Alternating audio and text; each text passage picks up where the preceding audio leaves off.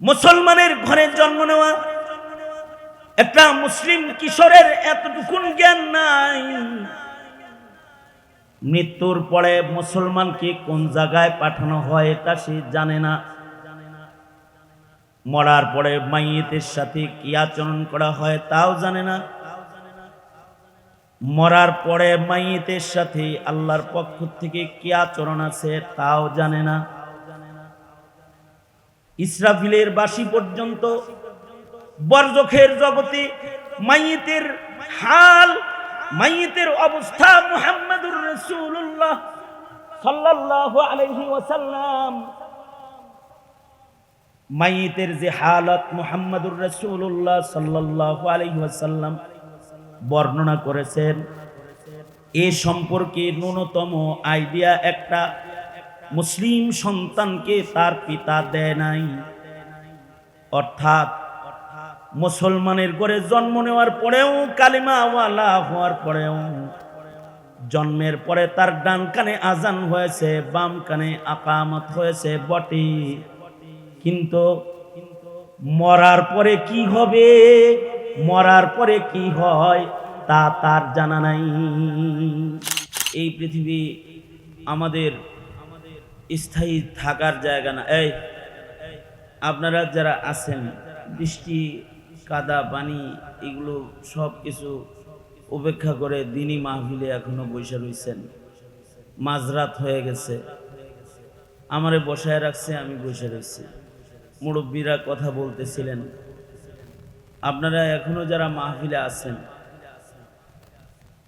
ভেতরে যারা বসে আছেন, কমাস কম তারা যদি কিছু সময় একাগ্রতার সাথে কথা শুনেন তাইলে মাহফিল চালানো যায়।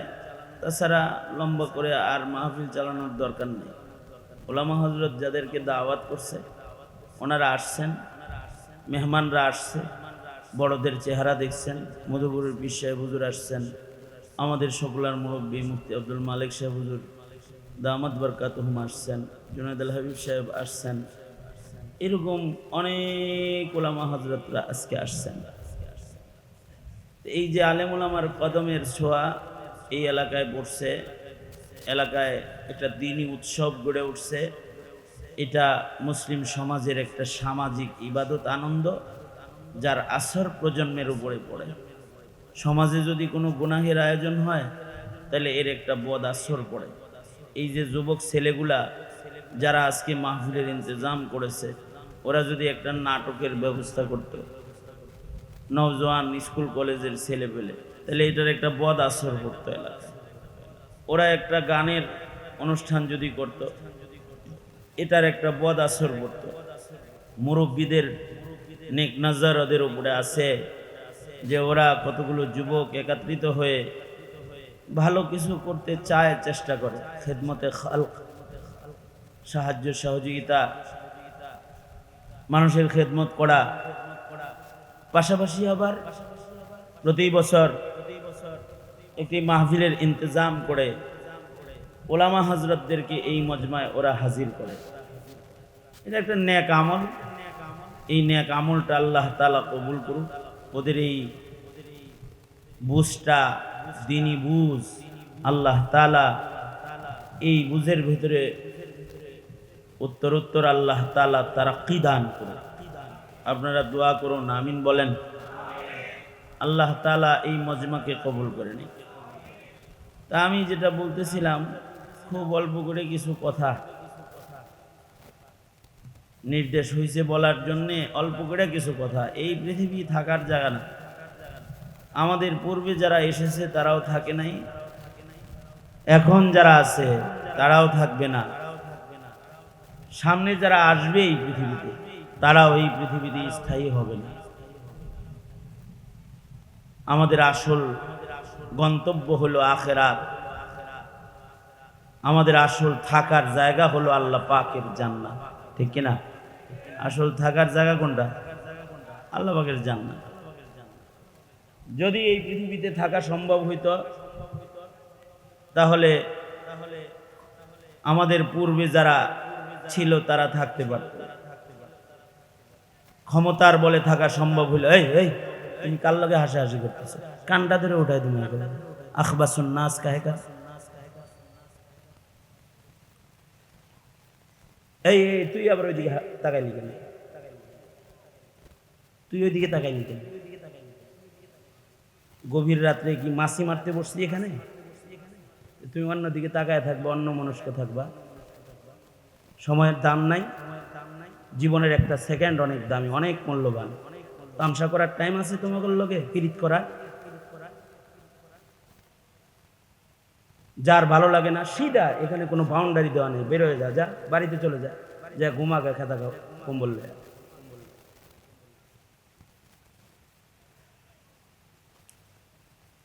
তো মহতারাম হাজিরিন, এই পৃথিবীতে যদি থাকা সম্ভব হতো, আমাদের পূর্বে যারা আসছে তারা থাকতে পারত। যদি থাকার জায়গা হতো, ক্ষমতার বলে যদি থাকা সম্ভব হতো, তাহলে ক্ষমতাধার যারা এসেছিল তারা থাকতে পারত। অর্থের বিনিময়ে যদি থাকা সম্ভব হতো, প্রচুর সম্পদ, অর্থের মালিক যারা পৃথিবীতে আসছে তারা দুনিয়াতে স্থায়ী হয়ে যেত। এমনকি বান্দা হিসেবে রবের সাথে সম্পর্ক গড়েও যদি এই পৃথিবীতে থাকা সম্ভব হতো, তাইলে নবীদের সম্পর্ক আল্লাহ পাকের কাছে, আল্লাহ পাকের সাথে সবচেয়ে গভীর ছিল। নবীরা থাকতে পারতেন। নবীদের সরদার সৈয়দুল মুরসালিন রহমাতুল্লিল আলামিন মুহাম্মদুর রাসূলুল্লাহ সাল্লাল্লাহু আলাইহি ওয়াসাল্লাম, আল্লাহর সাথে সবচেয়ে মহব্বতের সম্পর্ক যদি থাকার জায়গা হতো, নবীজি থাকতে পারতেন। আর যদি এই পৃথিবীতে কাউকে রাখার জায়গা হতো, তাহলে সাহাবায়ে কেরাম নবীজিকে রেখে দিতেন। এই পৃথিবী অনেক নেতার চেহারা দেখেছে, কিন্তু কে কার জন্য কি করে? এই যে শেখ হাসিনা প্রধানমন্ত্রীর দায়িত্ব পালন করলো, এতদিন দেশের মোড়লের চেয়ার দখল করে বসে রইল। বিপদে যখন পড়ল, সব আগেই ফ্লাইটে উঠে সব যার যার মতো দেশ ছেড়ে চলে গেল। অর্থাৎ কেউ কারণ না, মুসিবতে যখন পড়েছে তখন একাই যেতে হয়েছে। হেলিকপ্টারে উঠা দাদা বাবুর দেশে একা একাই গেছে, কারোর সাথে লেগে যেতে পারে, কেউ সাথে যায় না।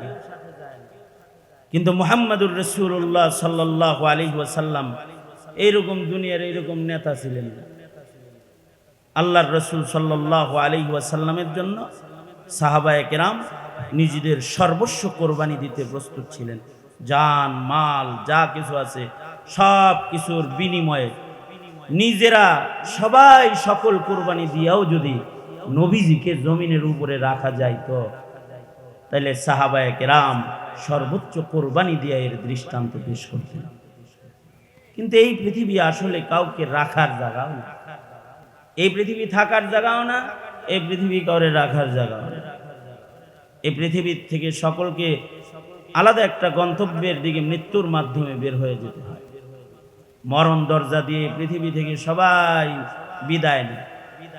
মরার পরে যত মানুষ দুনিয়ায় আসে আর মৃত্যুর মাধ্যমে যারা বিদায় নেয়, এদের দুইটা ভাগ হয় বরজখ থেকে, হয়তো জান্নাতি নয়তো জাহান্নামী, হয়তো আগুনে নয়তো বাগানে।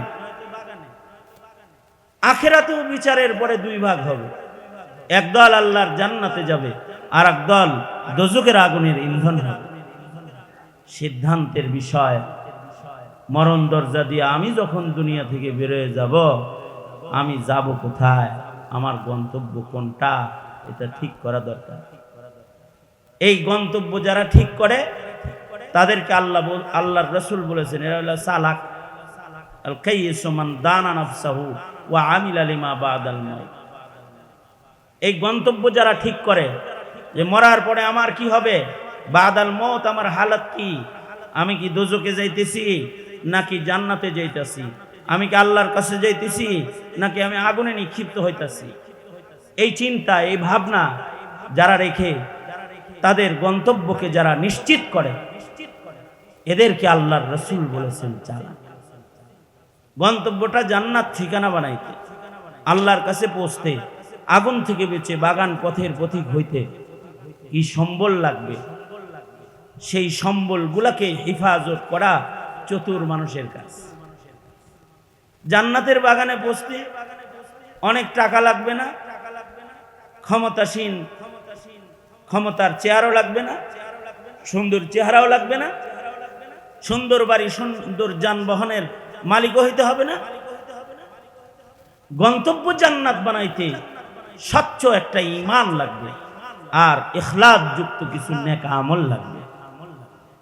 স্বচ্ছ ঈমান যার সম্বল হবে আর ইখলাস যুক্ত নেক আমল যার সম্বল হবে, সে চিরদিনের জন্য আল্লাহর জান্নাতের স্থায়ী বাসিন্দা হিসেবে আল্লাহর কাছে জায়গা পাবে। আল্লাহ তাআলা ওই কথাটাই বলেন, ইন্নাল্লাযীনা আমানু ওয়া আমিলুস সালিহাত, ইন্নাল্লাযীনা আমানু ওয়া আমিলুস সালিহাতি কানাত লাহুম জান্নাতুল ফিরদাউসি নুজুলা খালিদিনা ফিহা লা ইয়াবগুনা আনহা হিওয়ালা। যারা ঈমান আর নেক আমলের সম্বলওয়ালা, এরা চিরদিনের জন্য জান্নাতে যাবে, কোনদিন জান্নাত থেকে আর তাদের বের হতে হবে। ঈমানের সম্বল আমার এবং আমার প্রজন্মের, আমার সংরক্ষণ হইতেছে কিনা, আমার প্রজন্মের ঈমান সংরক্ষণ হইতেছে কিনা, এটা ভাবনার বিষয়, চিন্তার বিষয়। কারণ আমার প্রজন্মকে বেঈমান বানানোর জন্য জমিনের মোড়ে মোড়ে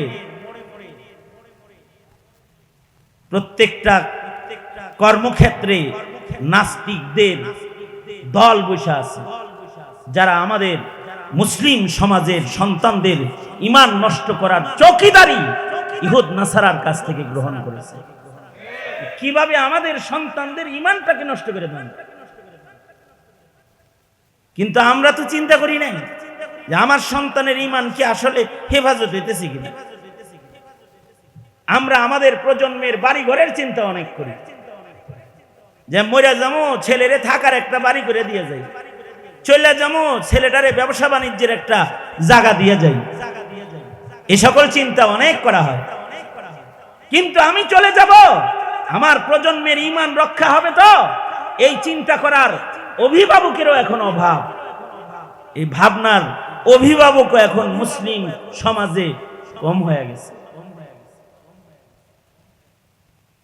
আমাদের প্রজন্মের হালত কি, ছোট্ট একটা দৃষ্টান্ত দিলে আপনাদের বুঝে আসবে। আমার এক বন্ধু এক জানাজার নামাজ পড়াইতে গেছে এক জায়গায়, জানাজা, যেই মাইয়িত মারা গেছে, এই মাইয়িতের ছেলে বিদেশ থেকে আইছে বাবার জানাজা পড়ার লেগে।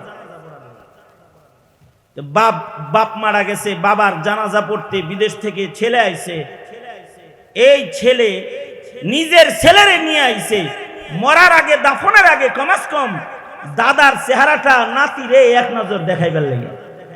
অর্থাৎ বাপের জানাজা পড়তে সন্তান এসেছে, সাথে নাতিরে লই আইছে, মরা মানুষ দাদার চেহারাটা শেষ দর্শন একটু দেখাইবার লেগে।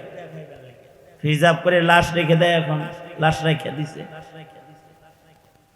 আমার বন্ধু বলতেছে জানাজাটা কেবল শেষ করছি, এবার লাশটা আপনজনরা উঠাইতেছে। এই সময় নাতি বাপের কাছে জিগাইতেছে, মাইয়িতের নাতি তার বাবারে জিজ্ঞাসা করতেছে, আব্বু এখন কি দাদার লাশ আগুন দিয়া জ্বালাইবা? নাউজুবিল্লাহ বলেন। আপনারা কি আমার এই কথাটা শুনছেন? মনে হয় শুনেন না। মানে আমি যে এখন বললাম, এটা আওয়াজটা গেছে আপনাদের কানে? নাউজুবিল্লাহ এরকম ব্যাবলার মতো কইলেন কি? কি কইতেছে আমি আবার খবরটা দিই। এই ভিতরে মাইক ঠিক করেন। নাম কি যেন? মিজান ভাই, সার্ভিস খুব ভালো করে দিতেছেন আপনি, ধন্যবাদ আপনাদের। তা ভিতরে আওয়াজ ঠিক করেন, বাইরের হর্ন সব বন্ধ করে দেন, দরকার নাই বাইরে। ছেলে নাতি তার বাবাকে বলতেছে যে আব্বু এখন যে দাদারে লয়ে যাইতেছে, কই লয়ে যায়? এখন কি দাদার লাশ আগুন দিয়ে পুরাইব? কিরকম কথাটা জিগাইছে চিন্তা করে দেখছেন? জিগাইছে কি লেগা? তার মানে হলো একটা মুসলিম সন্তানের এতটুকুন জ্ঞান নাই। মুসলমানের ঘরে জন্ম নেওয়া একটা মুসলিম কিশোরের এতটুকুন জ্ঞান নাই। মৃত্যুর পরে মুসলমানকে কোন জায়গায় পাঠানো হয় এটা সে জানে না। মরার পরে মাইয়েতের সাথে কি আচরণ করা হয় তাও জানে না। মরার পরে মাইয়েতের সাথে আল্লাহর পক্ষ থেকে কি আচরণ আছে তাও জানে না। ইসরাফিলের বাঁশি পর্যন্ত বরজখের জগতে মাইয়েতের হাল, মাইয়েতের অবস্থা মুহাম্মদুর রাসূলুল্লাহ সাল্লাল্লাহু আলাইহি ওয়াসাল্লাম, মাইয়েতের যে হালত মুহাম্মদুর রাসূলুল্লাহ সাল্লাল্লাহু আলাইহি ওয়াসাল্লাম বর্ণনা করেছেন। এ সম্পর্কে ন্যূনতম আইডিয়া একটা মুসলিম সন্তানকে তার পিতা দেয় নাই। অর্থাৎ মুসলমানের ঘরে জন্ম নেওয়ার পরেও, কালিমাওয়ালা হওয়ার পরেও, জন্মের পরে তার ডান কানে আজান হয়েছে, বাম কানে আকামত হয়েছে বটে, কিন্তু মরার পরে কি হবে, মরার পরে কি হয় তা তার জানা নাই। এই এতটুকুন শিক্ষা প্রজন্মের সন্তানকে বাপ হয়ে দেয় নাই। একটা তো যে জন্মসূত্রেই কেউ কালিমা পায় না, কাফের অবস্থায় তার জন্ম, এরকম যারা আছে ইমানের দৌলত সে পাই নাই, মাহরুম। দৌলতি ইমান তো আল্লাহ পাকের দেওয়া তোহফা দান, এটা আল্লাহ যারে পছন্দ করে তারে দিয়ে দেয়। যে কদর করে এটার, সে এটারে কবরে লয়ে যায়। দৌলতি ইমান আল্লাহ পছন্দ না করলে দেয় না। আল্লাহ যাকে পছন্দ করে তাকে দৌলতি ইমান দেয়। হুজুরের চাচা আবু তালিবকে আল্লাহ পছন্দ করে নাই। আল্লাহ তাআলা আল্লাহর কালামে আয়াতে কোরআনের মাধ্যমে নবীজিকেও এটা জানায়া দিছে, আপনি ভালোবাসেন চাচারে, আমি তো বাসি না, ডাইরেক্ট এই কথা বলে দিছেন আল্লাহ তাআলা, ইন্নাকা লা তাহদি মান আহবাবতা ওয়ালাকিন্নাল্লাহা ইয়াহদি মান ইয়াশা। এটা তো পাই না ইমান, কালেমা একবারের জন্য পড়ে নাই, অথচ একবারের জন্য বিশ্বাসের সাথে যদি কালেমা কেউ পড়ে, সেও এই ইমানের কারণে, কালিমার বিশ্বাস আর দৌলতে ইমানের ছোট্ট নূর হিফাজতের কারণে, একেবারে কনিষ্ঠ ইমানও যদি তার হয়, তো আল্লাহ তাআলা তাকে এমন পৃথিবীর 10 পৃথিবীর সমান জান্নাত দান করে। দৌলতি ইমান একটা তো পাই নাই, জন্মসূত্রেই পায় নাই। বেদনার বিষয় হলো পাইছে, মুসলমানের ঘরে জন্ম হয়েছে, নামের শুরুতে মুহাম্মদ লাগানো আছে, মুসলিম দলবদ্ধ নাম, সাহাবী নবী এদের অনুকরণে নামের সাথে মিলায়া নামটাও পাইছে, জন্মের পরে আযান ইকামতও পাইছে, কিন্তু তার পিতার অবহেলার কারণে ঈমান শিখে নাই, অথবা তার শিক্ষাগত অবস্থান আর তার ঈমানের অযত্নের কারণে তার ঈমান রক্ষা হয় নাই। যখন মরতেছে তখন মুরতাদ হয়ে বেঈমান হয়ে কবরে যাইতেছে। এই যে একটা বেদনার বিষয়, সে ঈমানের ন্যূনতম যে বিষয়গুলো জানার মাধ্যমে তার কালিমার হক আদায় করাকারী হবে, সে এইটুকুন জ্ঞানও তার বাপ তাকে দেন। এ কারণে সন্তান জিগাইতেছে বাবারে, আব্বু দাদার লাশ কি আগুনে জ্বালাইবা নাকি এখন? তার মানে কবর জগৎ একটা আছে, কবরেই যে মুমিনের জান্নাতের ব্যবস্থা আছে, কালেমাওয়ালার কবর জান্নাতের বাগান। আল্লাহর রাসূল বরজখ সম্পর্কে বলেছেন, আল কবরু রাউযাতুম মিন রিয়াজিল জান্নাহ আও হুফরাতুম মিন হুফারিন নার। কবর কারোর জন্য জান্নাত হবে, কারোর জন্য দোজখ হবে। এই বিশ্বাস, এই শিক্ষাটাই সে এখনো পর্যন্ত পায় না। তো এটা না পাওয়ার কারণে জিগাইতেছে আগুনে জ্বালাইবা নাকি। তবে আগুনে জ্বালানোর এই শিক্ষা পাইল কোত্থেকে? সে ইসলাম নিয়ে কিছু না জানলেও, ইসলামের কথা না বুঝলেও, ইসলাম সম্পর্কে তার কানে আওয়াজ কেউ না দিলেও, বাবা মার কোলে বসে বসে ছোটবেলা থেকে হিন্দি ফিল্ম দেখে দেখে, নাটক আর সিনেমার মাধ্যমে এতটুকুন জেনেছে সে যে কিছু মানুষকে মরার পরে আগুনে জ্বালানো হয়। এইটা কিন্তু সে সিনেমা দেখে দেখে শিখে ফেলেছে। আমাদের সামাজিক এই আয়োজনগুলোর মাধ্যমে মুসলমানের সন্তানকে কবরের আইডিয়া দেওয়া হয়। সামাজিক মাহফিল দাওয়াতের মাধ্যমে মুসলমানের সন্তানকে রব চিনানো হয়। স্রষ্টা একজন আছে, দেখা যায় না, স্রষ্টাকে চোখে দেখা যায় না, কিন্তু তাকে মানতে হয়। স্রষ্টার বিশ্বাস দিলে রেখে মুমিন হইতে হয়। তাকে শিখানো হয় স্রষ্টা পাইতে স্রষ্টার হুকুম মেনে নামাজ পড়তে হয়। স্রষ্টা পাইতে স্রষ্টার হুকুম মেনে রোজার মাসে রোজা রাখতে হয়। স্রষ্টা পাইতে স্রষ্টার হুকুম মেনে হালাল হারাম বাছাই করে চলতে হয়। এই যে ইসলামের খবরগুলো দাওয়াতের মাধ্যমে মানুষের কান পর্যন্ত বলিষ্ঠ আওয়াজে পৌঁছায় যায়, যারা এদেশে নাস্তিক্যবাদ প্রতিষ্ঠা করতে চায় তারা এই মাহফিলগুলো দেখতে চায় না, এই জমায়েতগুলোকেও তারা দেখতে চায় না। এ কারণে দেখেন বিগত 16 বছরে আওয়ামী লীগ এদেশের আলেমদের উপরে যত অত্যাচার করছে আর দ্বীনি কাজে যত বাধা দিছে, মানে ওয়াজ করতেছে এটাই বাধা, নারায়ে তাকবীর দিছে তাও বাধা, মাহফিলের মাইক টানাইছে, থানার পুলিশের কাছে মাহফিল মর্গেজ দিয়ে দিছে, এই মাইক খুইলা পুলিশ এসে লয়ে গেছে।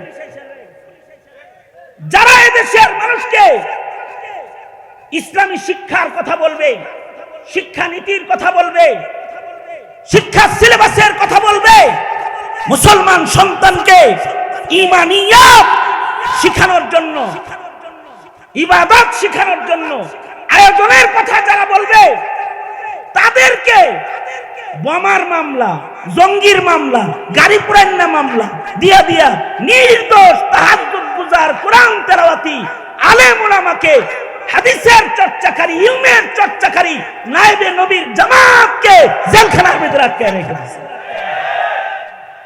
জাতির কানে যেন সঠিক মেসেজ পৌঁছে দেওয়ার মতো কোনো জবান যেন মাঠে ময়দানে কথা না বলে।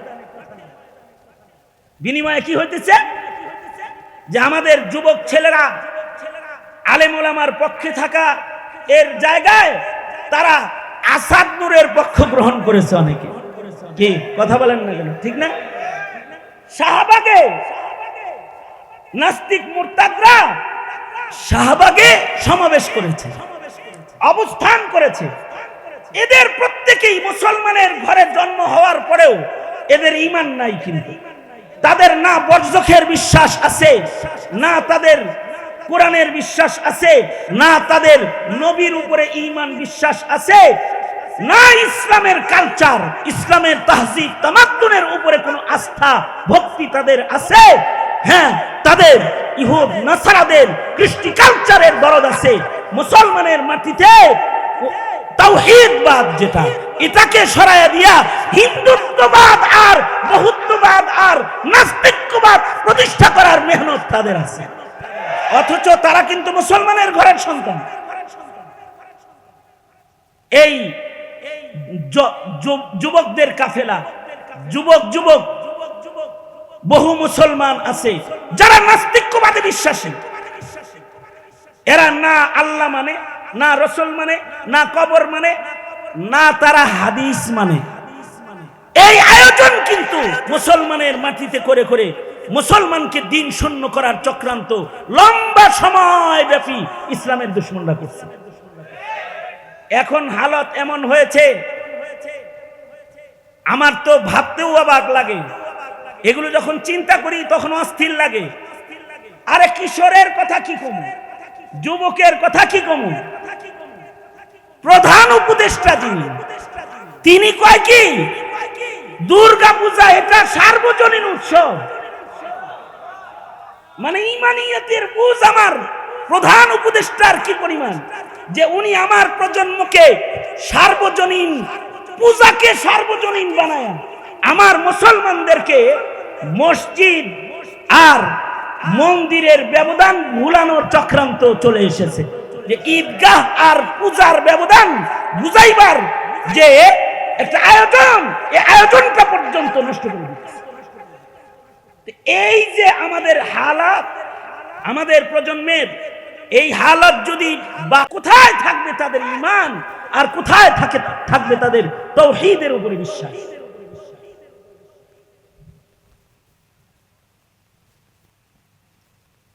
এখন একদল আছে মুনকিরে কোরআন, কোরআন অস্বীকার করে, আর একদল আছে মুনকিরে হাদিস, হাদিস অস্বীকার করে।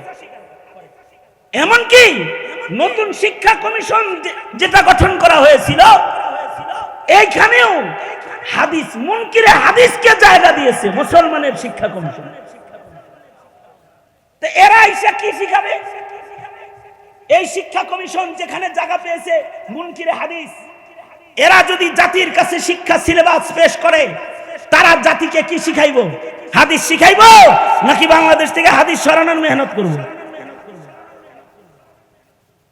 এই যদি হয় আমাদের প্রজন্মের শিক্ষার হালত, তখন আমাদের প্রজন্মের ইমানের অবস্থাটা কোন জায়গায় ধীরে ধীরে গিয়ে দাঁড়াবে, এটা মুসলমান হিসাবে, মুসলিম ঘরের একজন অভিভাবক হিসাবে প্রত্যেকটা মুসলমানের চিন্তা আর ভাবনার বিষয়ে পরিণত হয়েছে। ফেরেশতা বিশ্বাস করে না, জান্নাত জাহান্নাম বিশ্বাস করে না, নাস্তিকরা জান্নাত জাহান্নাম বিশ্বাস করে না। আপনারা বলুন তো জান্নাত জাহান্নাম আছে না নাই? নাস্তিকরা তো এটা বিশ্বাস করে না। আচ্ছা আপনারা বলুন তো ফেরেশতা আছে না নাই? ওরা ফেরেশতা দেখে না, তাই ফেরেশতা বিশ্বাস করে না। আরো উপরে গিয়ে নাস্তিকদের একটি দল আছে, তারা বলে আল্লাহ নাই, নাউজুবিল্লাহ জোরে বলেন।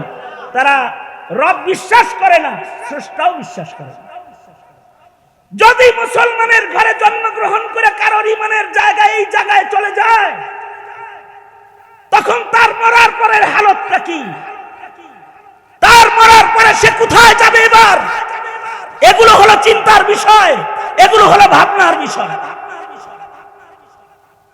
স্রষ্টা একজন আছে, এইটা ভুলানোর জন্য আমাদের সন্তানদেরকে দীর্ঘদিন ডারউইনের প্রাণীবিজ্ঞান পড়ানো হয়েছে। প্রাণীবিজ্ঞান পড়ানোর নামে পড়াইছে কি? ডারউইনের ভ্রান্ত মতবাদ, এটা পড়াইছে।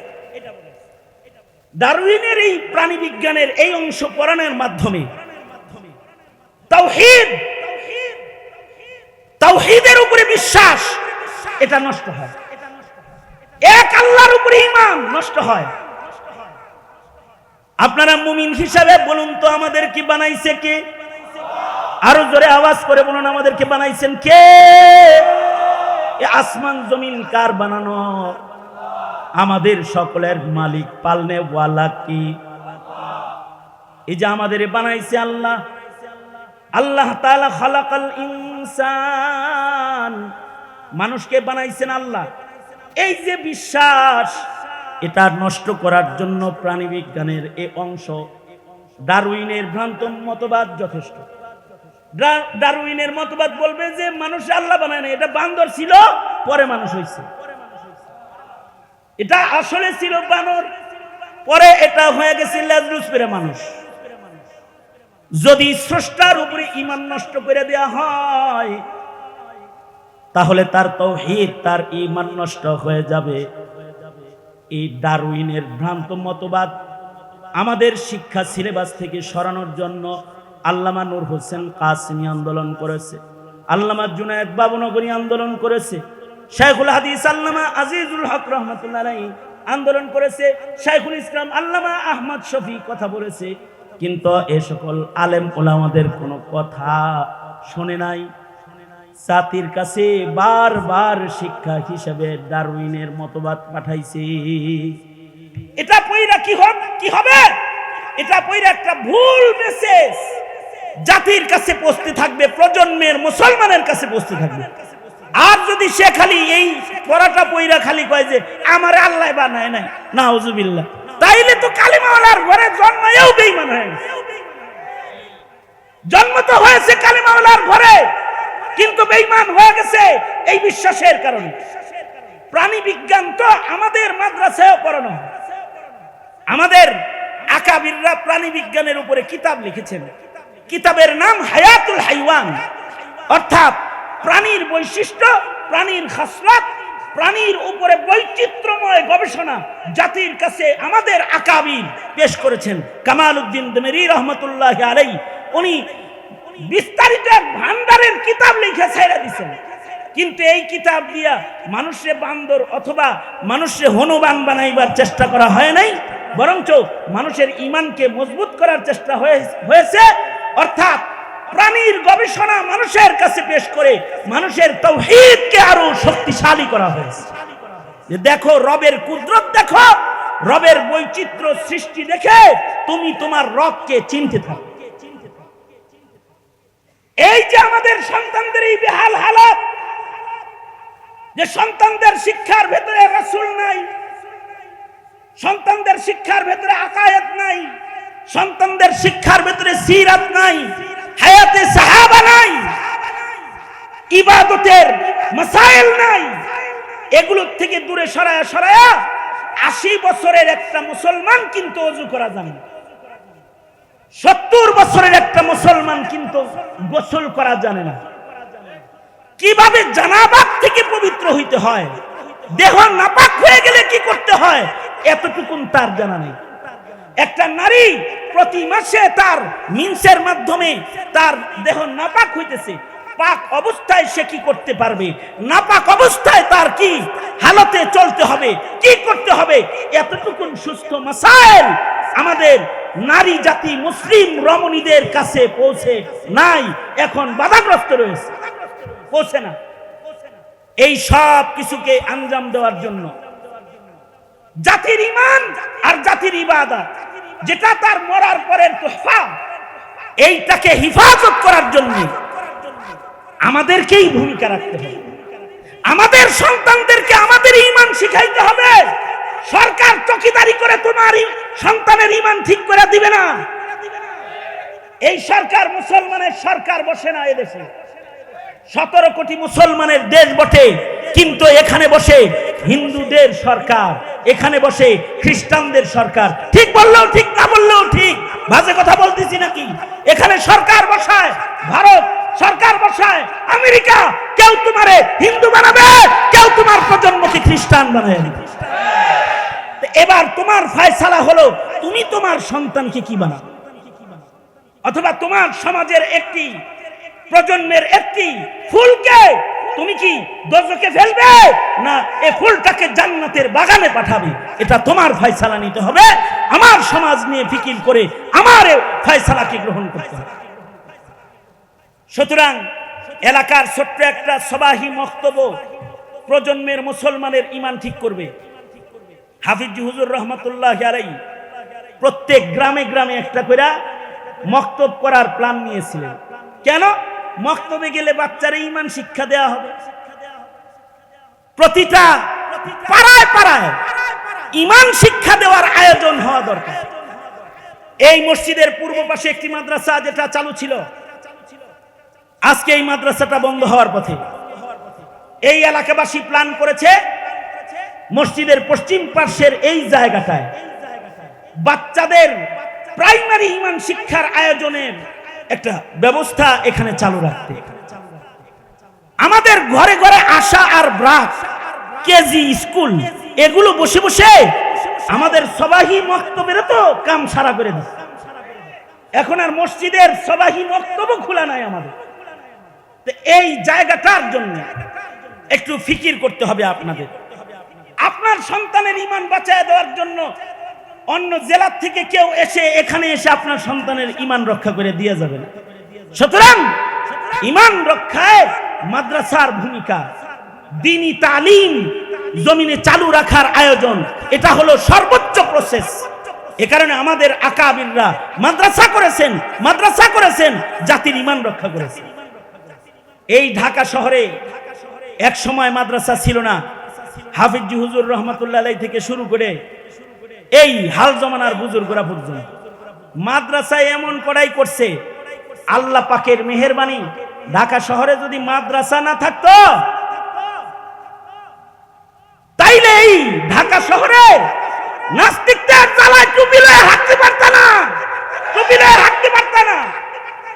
এখন নাস্তিকরা কথা বললে উত্তর গেটে মাদ্রাসার ছাত্ররা যে হাজির হয়ে যায়। এইটা নিয়েও নাস্তিক পাড়ায় মাথা ব্যথা। ওরা বলে যে হুজুররা রাজনীতি করে মাদ্রাসার ছাত্র দিয়ে, এই সমস্ত তোকমা লাগায় যে হুজুররা কিছু হইলেই মাদ্রাসার সব ছাত্র লইয়া বাইতুল মুকাররমের উত্তর গেট আর রাজপথ দখল করে বসে থাকে।